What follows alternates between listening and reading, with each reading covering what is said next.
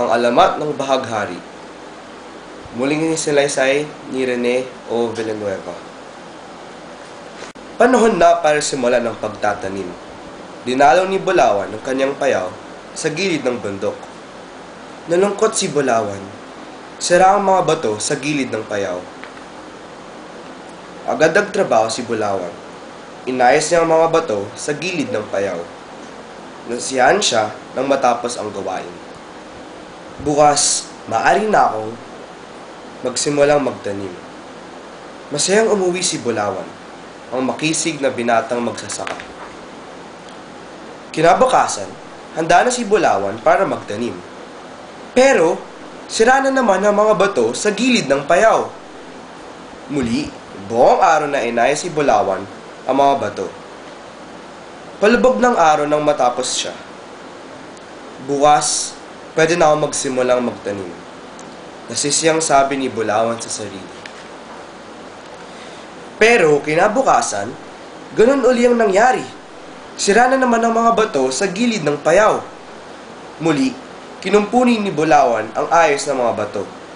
Pero, hindi siya umuwi agad pagkatapos niyon. Hinintay niya gumabi at dumilim. Aalamin ko kung sinong sumisira sa mga bato sa gilid ng payaw. Matagal na naghintay si Bulawan. Gabing-gabi na, nang makita niyang 3 bituin ang bumagsak sa ibaba ng kanyang pinitak. Ang 3 bituin ay agad naging 3 magagandang dalagang may pakpak. Magkakamuka ang tatlong dalagang bituin. Nagtatawanang hinubad ang 3 ang kanilang mga pakpak.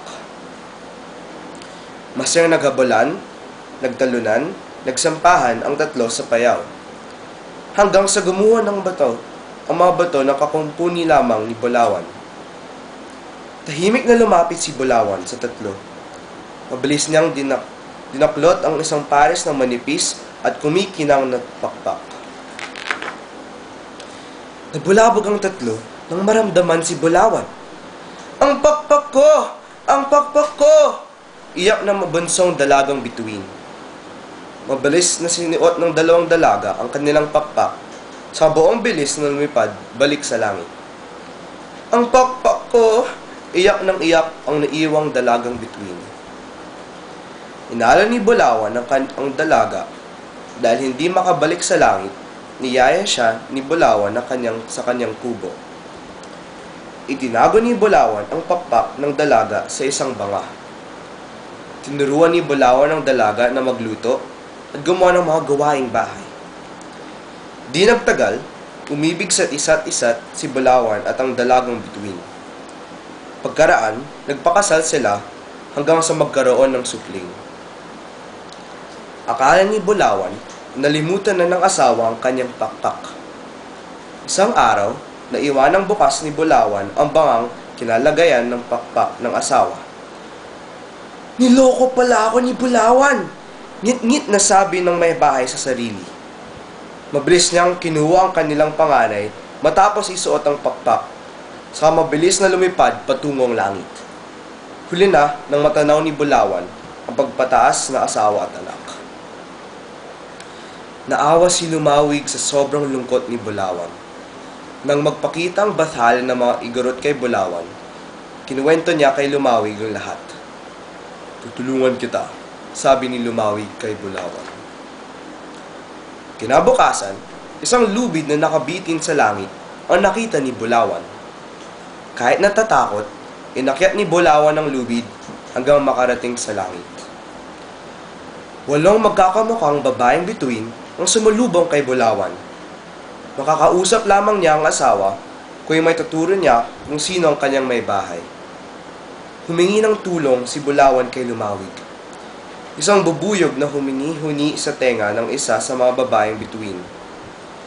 Natiyak ni Bulawan na iyon ang kanyang asawa. Kaya muling nakita ni Bulawan ang mahal na asawa at anak. Mahal na mahal ni Bulawan ang kanyang asawa at anak. Araw-araw siyang umakyat sa nakabiting lubid para makarating sa langit.